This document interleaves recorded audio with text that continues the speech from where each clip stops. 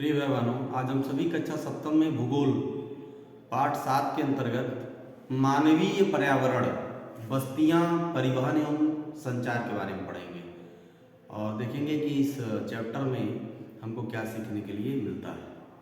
तो प्रिय भैया बहनों, हम सभी अध्याय 1 में पढ़ चुके हैं कि प्रारंभिक मानव भोजन, वस्त्र, आवास के लिए पूर्ण रूप से प्रकृति पर निर्भर था, लेकिन समय के साथ उसने नए कौशल विकसित करके खाद्य पदार्थों का उत्पादन, घर बनाने, यातायात एवं संचार के बेहतर साधनों का विकास किया।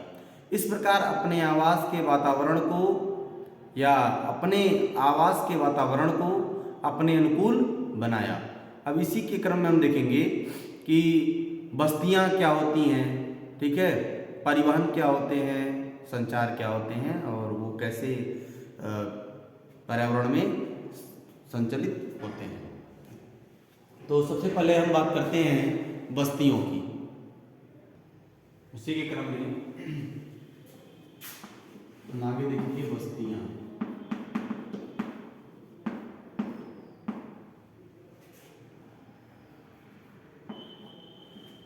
बस्तियां क्या होती हैं, ठीक है। तो वे स्थान जहां लोग अपने लिए घर बनाते हैं उसको हम क्या कहते हैं, बस्ती कहते हैं। प्रारंभिक मनुष्य वृक्षों एवं गुफाओं में निवास करते थे। जब उन्होंने फसलें उगाना आरंभ किया तो उनके लिए एक जगह स्थायी घर बनाना आवश्यक हो गया। बस्तियों का विकास नदी घाटियों के निकट अधिक आप देखेंगे क्या हुआ, उनका विकास नदी घाटी के निकट हुआ। क्यों हुआ? क्योंकि वहां पर्याप्त मात्रा में जल उपलब्ध था तथा भूमि उपजाऊ थी। व्यापार, वाणिज्य, विनिर्माण के विकास के साथ ही मानव बस्तियां बड़ी होती गई।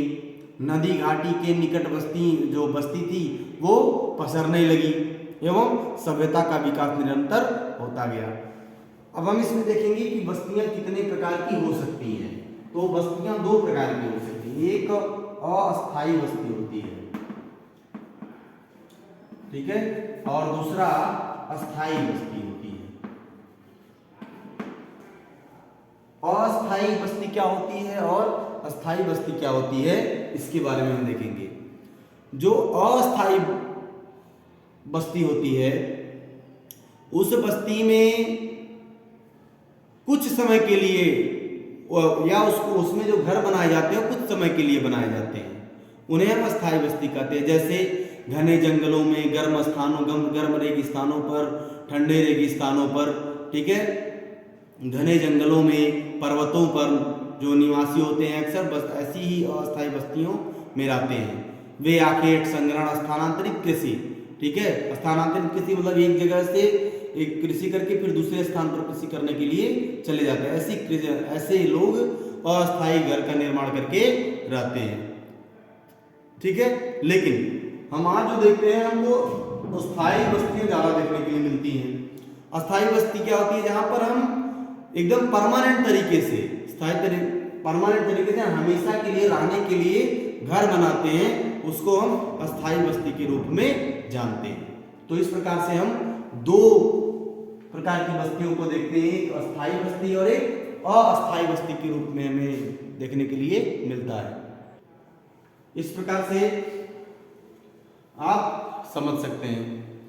अब इसमें जब आप अपनी किताब को पढ़ेंगे तो उसमें एक कहानी दी हुई है, मैरी की कहानी, जिसमें मैरी का जन्मदिन होता है। केक काटने के लिए वह अपने मित्रों के साथ गुरप्रीत की परीक्षा कर रही होती है, ठीक है। आखिरकार थकी, खांसती, हांफती हुई गुरप्रीत पहुंचती है और वो बताती है कि अत्यधिक यातायात जाम था। मैरी की माँ जो मिसेन थॉमस ने गुरप्रीत की पीठ थपथपाकर गहरी सांस भरी, ठीक है ना। इस प्रकार की कहानी दी हुई है।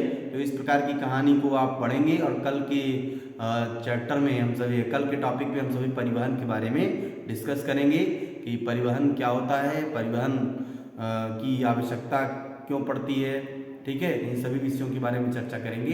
तब तक के लिए धन्यवाद।